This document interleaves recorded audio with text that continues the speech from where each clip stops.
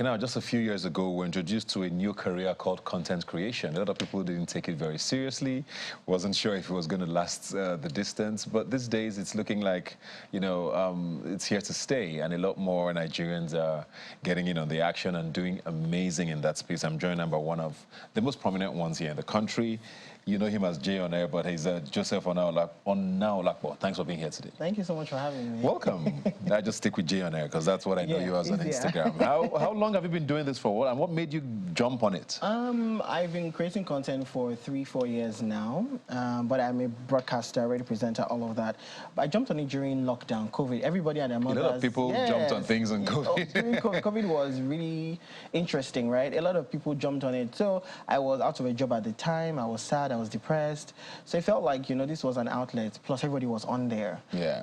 So it wasn't going to be like I was embarrassing myself because even the biggest stars were on there. So I got on TikTok, started lip-syncing videos, and then it became a thing. Yeah. Yeah, just like that. Do you find it hard explaining what you do sometimes to people? Because we have people across board who watch a show like this, and they still don't understand why is content creation a job? Do you have those conversations sometimes, and how do you explain it away? To be honest, yes.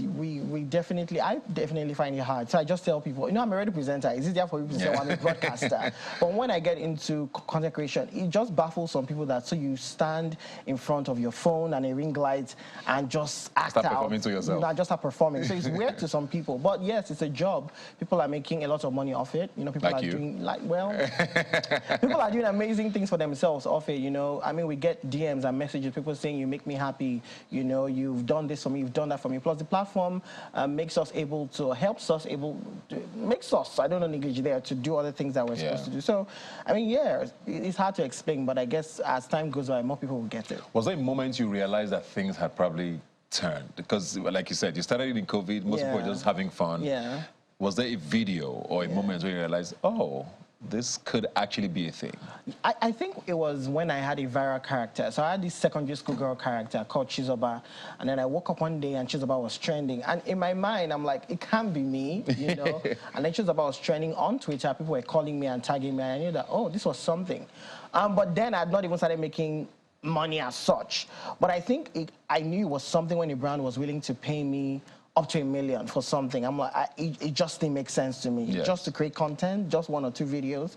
And I just said, this is something. So I think, the Chizoba trending on Twitter that day and a brand saying, we're willing to pay you this because we think that this is what you're worth. Yeah. It was just mind-blowing for me. So how do you now do that with radio presenting now? Because, I mean, with content creation, what I always find is you have to keep creating content, whether you like it or not. Radio is also quite demanding. I don't know how often you're on air. How do you balance that? I'm on air Mondays to Fridays, 4 p.m. to 9 p.m. It's hard. I will not even lie that it's not hard. It's hard. I still do some emceeing gigs. I do a lot of things, right? When people ask me to describe myself, I just say, everything in the entertainment space I do, it's just in case, people want to just plug in myself there. But I feel like once you love something and then you realize that you cannot get to a certain level if you're not consistently putting in the work, So I make sure that every single week I put out more than 7 or 8 videos. It's hard work, but I feel like that is what has gotten me to where I am right now. Radio, and I'm not even trying to shade radio. Radio is not how it was years ago. Many stars were formed from radio, but nowadays you're seeing that if you don't have a following on social media, it could be hard for you to do the work you're supposed to do on radio or on TV. It could be sort of hard. So I'm just grateful that I'm doing what I'm able to do, but it's hard work. And again, what I tell myself when I get tired is I'm young, so this is the time to do the work. I don't think I'm going to be wearing wigs in my 40s. I'm not so sure about that. So I think this is the time to do as much as I can. Now that you bring up the wigs, because I think it's one of the biggest critiques I hear of content creators, especially in this parts. People say, oh, why do you have to cross-dress, using that word loosely, to be funny? Do you ever feel like that's a fair way to criticize, what you do, for example? Because you have multiple characters. Sometimes you mimic people. I saw the one about Chimamanda that went viral. That was really brilliant, Thank you. But do you find that do you find that criticism as fair?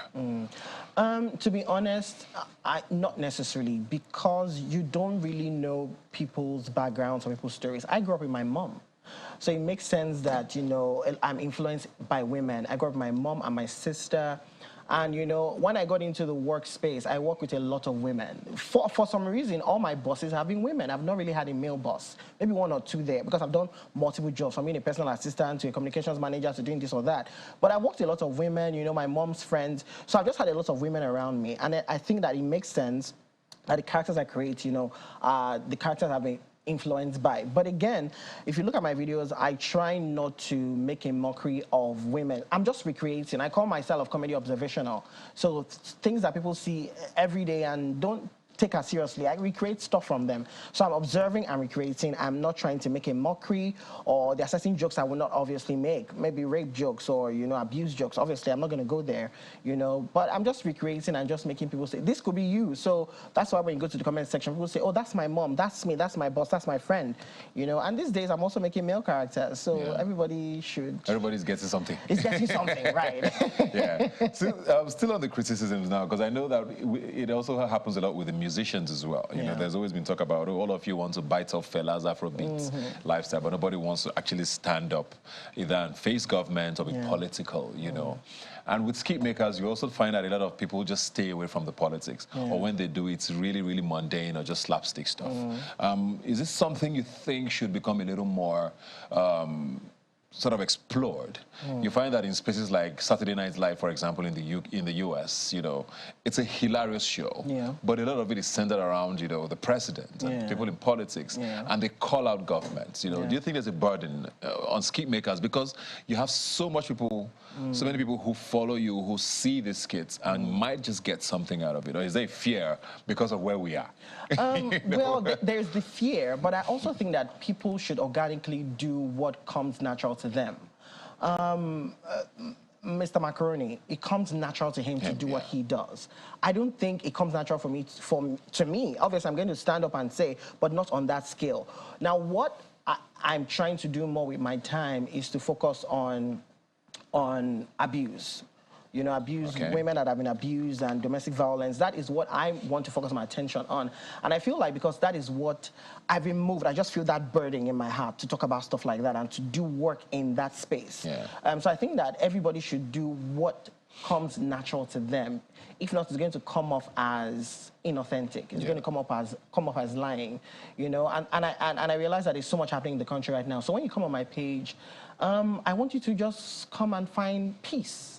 You know, I just find, exactly, I like how you do your hand, this zen. You know, just be happy. I don't want you to overthink things, you know. And that's how I think, you know. I'm not going to begrudge anybody for not talking politics or for not doing this or for not doing that, because again, it has to come natural to you, and that's what I think personally. Very, very important. With content creation now, I find out what the drug is for you guys is the likes and the comments. You know, you find people who sometimes they post something, after 30 minutes they delete it because the first 30 minutes did not catch fire. You know, or because it's a paid thing, you don't want to delete, you now hide the likes, you know, all of those things. Oh my God. You know, how hard is that to cope with? Because you can save all you want that it doesn't matter, but it does. Because that is what fuels your market, you know. How do you handle that, you know, when you put in this hard work, probably shot for 6-7 hours, put it out and nobody seems to care that much or as much as you wanted. How do you handle that? I think for me, I'm lucky because I started creating content after I'd finished school. You know, so shout out to those that are Gen Z that are creating content. I'm not as, some people say I'm very young, but I'm not as young as I look, right? We thank God for good genes. Or as they think. Or as they think, right? As they think. So I'm grounded, and I started making content for myself. I was in a place of sadness and depression, so I wasn't necessarily making for people. It grew into that. So one thing I constantly said to myself when I started becoming popular was that I wouldn't respond to negative comments. So if you notice, I never respond to any negative comments at all. It's just not my style. And the second thing is that I'm not going to base how great a video is on likes and comments. Some videos will go viral, some videos will not go viral. That's just how life is. The Chimamanda video, when I made it, Chimamanda didn't see it until like a month after.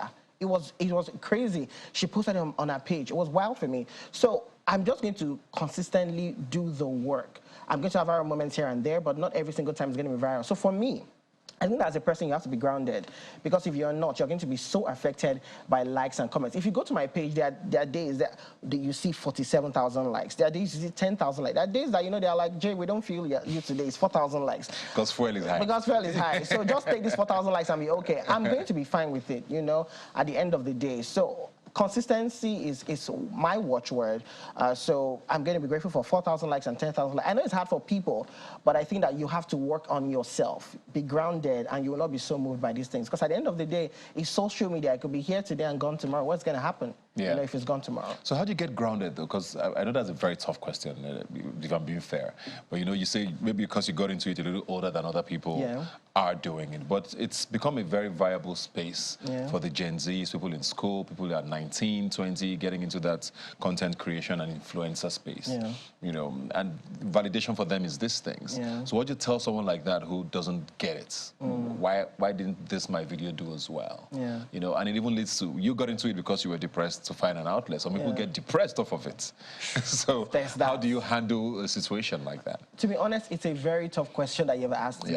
But like I said, I got into it when I was older. So we have to sometimes get off social media and do some personal work on ourselves. You know, do some character building, watch some motivational things, you know, listen to Chimamanda if you would, you know. Be inspired by people. So I'm not just constantly watching funny stuff. I'm also watching inspirational stuff. I'm also watching things that make me a better person.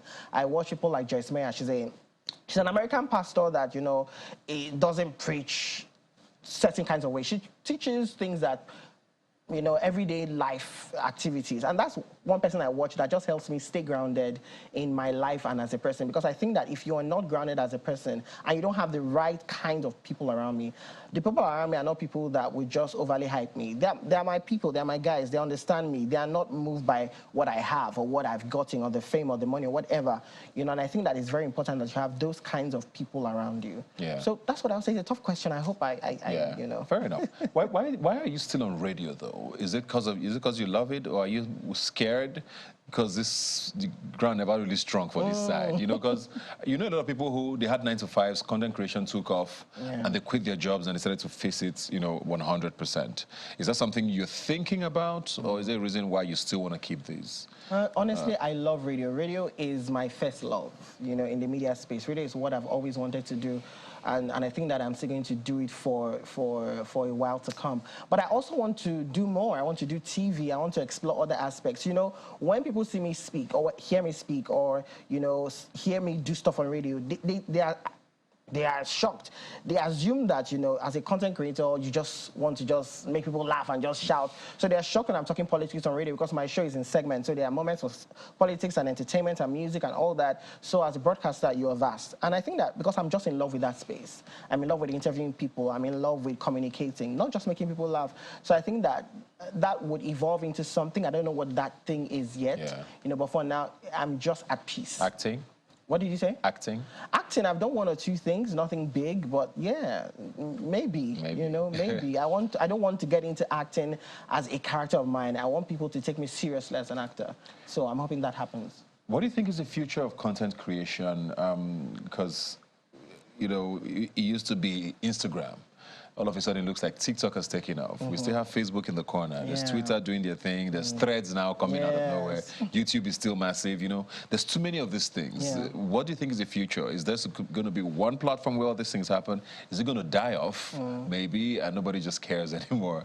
Or it's going to evolve into something that's more structured, whatever that structure looks like? What do you think? Honestly, I don't know. But I think that as much as we have more billionaires in the world, it's never going to be one platform because everybody's always going to try to outdo somebody. I mean, Elon Musk and Mark Zuckerberg and this person and that person and this person. I just feel like we in Africa need to create something for ourselves. That's where my mind is at. I feel like we have a lot of tech bros. I made a video recently about a tech bro. I feel like there's something we can do. So I don't know if there's going to be a structure, but I know that it's going to keep on evolving. And if you as a person, as a creator, don't evolve into doing other things, you're just going to be gone with the wind, so to say. So evolution, that's it, really. Yeah. Any immediate plans for you? Next half of the year, anything you want us to know that's coming, maybe? Anything, I don't know. Or any subject you'd like to touch? To be honest, you would see more of yourself on my page, you know. I could leave this interview and do something about Ibuka because, you know, because why not? I just want to be able to, I don't want to be put in a box. I want to be able to do different things, and I hope that my people, I call them the J Tribe or the Fam Bam, whatever the case may be, will just keep on following me, whether it's movies or radio or TV or whatever. I just want to do other things. And yeah, the year is still July, you know, it's still a long way till Merry Christmas. Yeah. So much is going to happen. I'm just excited, really. Good luck with everything, man. Thank you so much. Looking forward to more interesting stuff from your page. Thank you so much. Keep going viral. Thank you so much. Thank you. And keep making money. Thank you.